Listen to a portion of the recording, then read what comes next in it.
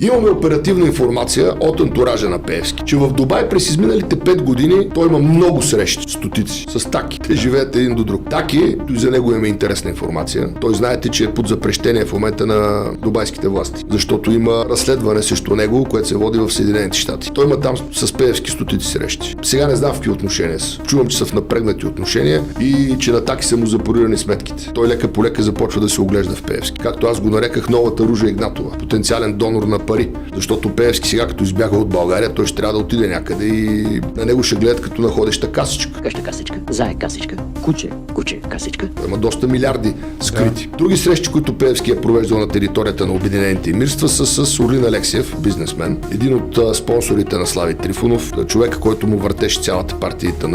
Други срещи на Пеевски в Дубай са с Красо Черния. Това е консилиерито на най-високо ниво на мафията в България. Други срещи, които Пеевски е провеждал в Дубай с така оперативно интересни лица, с Петю Еврото, който също беше в Дубай, там се е виждал с Пеевски много пъти. Ян Мавродиев, бившия шеф на ББР, който е в Дубай, който се укрива там, който отпусна кредитите на Делян Пеевски през Банката за развитие. Други срещи вероятно имало с министри.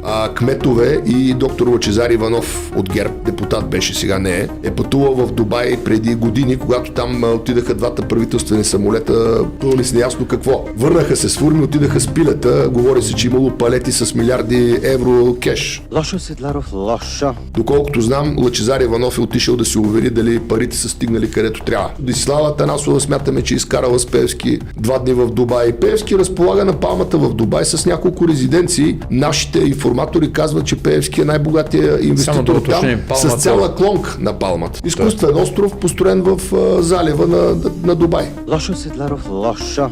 Мирише ми на командировка в Централния Софийски затвор. Истината рядко е това, което изглежда. Въпросът е, готов ли си да я видиш?